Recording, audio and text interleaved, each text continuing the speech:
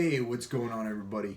It is January 2nd. It's a Monday, and people are starting to get their weeks off in the new year. People are starting to get out there, train, trying to get to their goals. And I know everybody, all the gym rats kind of complain about that, say, oh my God, the gyms are going to be crowded. But I think it's awesome. I love when people are going on quests to get to what they want to get to. And the key is just stick with it, and you won't be one of those people who's just coming in with the new influx of people with the new year. You want to be consistent. What I want to talk about right now is something that's probably going to be coming up over the next few months, because more and more people are going to be getting into the gym, more and more people are going to be getting into fitness, more and more people are going to be reading fitness magazines. But that's the subject of supplements. It's one of the more confusing aspects of trying to pursue a fitness routine these days, and that's because the market is huge right now. They understand that a lot of people want to get better bodies. They understand that a lot of people want to reach fitness goals. They understand that a lot of people want to be healthy.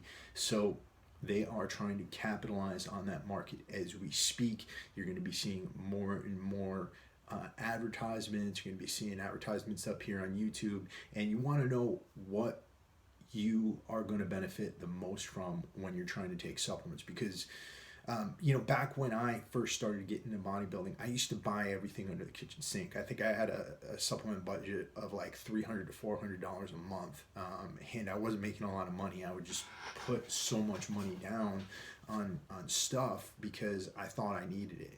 I'd have a big giant jug of protein coming in every month. I'd have a jug of pre-workout, a jug of amino acids. I'd have essential amino acids. I'd have branched chain amino acids, L-glutamine, multivitamins, animal packs, you name it, I had it. I had it coming in a box every single freaking month. And I would buy in bulk because I would take so much of everything, and I was still buying from discount stores too. It's insane. But for a lot of you out there, it can seem like you can't get to your goals unless you're spending tons and tons of money. And the reality is you don't need that much stuff. Supplements aren't meant to be something that gives you muscles. They're meant to be there to supplement things that are not in your normal diet, right? So for myself, for example, one of the big myths that helped me to really save a lot of money and to be healthier, one of the big myths that I busted was the idea that you needed 1 gram of protein per pound of body weight per day. That saved me a lot of money because now I no longer consume protein powder. It's not something that I need. I'm able to get enough protein from the food that I eat, rather than going out and trying to supplement it all with a whey protein supplement that, for all intents and purposes, wasn't helping my health, that most of which was going down the toilet. And here's the thing, when you're not able to digest things like a whey protein supplement or any other type of supplement that you're getting gastric distress from, that's doing damage to your body. So I was doing damage to my intestinal tract, and I was probably making my ulcerative colitis worse by taking those supplements. So that's one myth that you could potentially bust that will help to save you some money when you're going to buy some supplements. What do I include? What do I want in my supplementation regimen?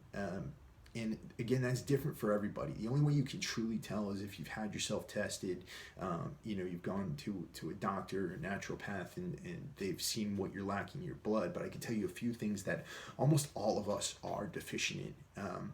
For one, a lot of us eat a lot of omega-6 fatty acid, and those are fatty acids that come from nuts, that come from grains, that come from plant oils and things like that. And it's in a lot of our food. It's in almost everything. One thing about omega-6 is we need it. It's essential for us, but it also raises levels of total body chronic inflammation. So if omega-6 goes out of balance with omega-3 fatty acid, and omega-3 fatty acid, opposite to omega-6, actually helps to decrease levels of inflammation.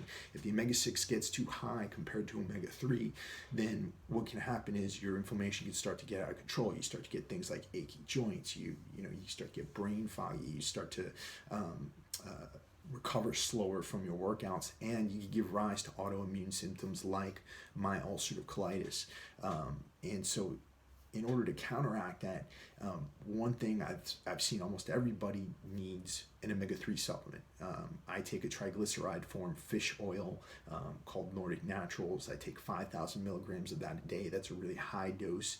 I got that protocol off of a book called When Brains Collide. That's by Dr. Michael Lewis. I had him on my podcast, and he's one of these guys who helps people with severe brain injuries. He was an Army doctor. He was helping veterans, who I work with a lot through Warrior Soul. He was helping veterans to recover from brain injuries by giving them really high dose fish oil, like something like 10,000 to 15,000 milligrams a day. He recommends for normal people to take something like 5,000, to help preserve the ability to recover in case you do get injured, whether that be a brain injury or any other kind of injury. Helps preserve that ability to recover, and two, to protect yourself against the high levels of omega-6 that are currently in our diets. And if you read books like Green Brain by Dr. David Perlmutter, you see that those high levels of omega-6 can cause levels of inflammation that can cause neurological disorders like Alzheimer's and things like that down the line, dementia. So a good fish oil, and again, I like triglyceride form fish oil because it actually absorbs a lot better. It's much more bioavailable, and I use a product called Nordic Naturals. I'm not represented of them at all. I don't make any money for recommending them. I just think it's a good brand. The next thing is vitamin D, particularly if you live in the Northeast or Northwestern United States, areas where it's going to be really dark and cold over the next few months. A vitamin D supplement can really help. We don't make our own vitamin D. We need it through sun exposure, but the problem is that most of us don't get enough sun exposure. Now, if you're vitamin D deficient, and it's important that you try to figure this out through a blood test or something like that, but if you're vitamin D deficient, the recommended protocol is 35 IU per pound of body weight. But there's an issue with vitamin D in that it can cause calcification in the veins, calcification in your bloodstream, and leach calcium in, and that can cause hardening of the arteries and inflammation and heart disease in and of itself. So one thing you want to take along with vitamin D is a dose of vitamin K. Vitamin K2 to be specific, that can actually keep that calcification from happening and help you to get more out of your vitamin D without the health risk. And then beyond that, as far as everything else I try to do, I do take a green supplement.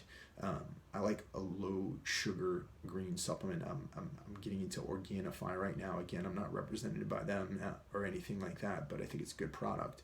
Very low sugar, very high in nutrients. Pretty awesome stuff. But there's a few different good products out there that you could take that are low in sugar, and that's what I definitely recommend. If you're going to do juicing or anything like that, keep your sugar levels low. You don't need to be throwing a bunch of fructose in your body that, one, your body's not going to use to recover, because your body can't really use fructose to recover, but two, it's just going to store up in your liver and eventually spill over. You want to get some fruit in your diet, but don't want 40 pieces of fruit that come in your average juice or smoothie or anything like that. So those are a few things you can do. A good green supplement, a good vitamin D supplement, a good omega-3 supplement. And by the way, if you're vegan, of course you can use spirulina or algae or some of those things that are good sources of omega-3s. I think it was spirulina, I'm not sure, to be honest. I'm messing with you guys. But beyond those, the biggest thing to watch out for supplements is the selling of fantasies. The idea that you can take something and that it's automatically going to make you huge. And I can tell you that even if you take anabolic steroids for a cycle, it's not going to make you huge automatically. There's going to be, of course, it'll make you be more likely to make you huge. Supplements, they work, but there is no such thing as a magic bullet out there. Even if you're on anabolic steroids, you've got to put the work in, you've got to put work into your diet, and you've got to give it some time. With supplements, really, there is no supplement out there that you can take that's just automatically going to make you jacked.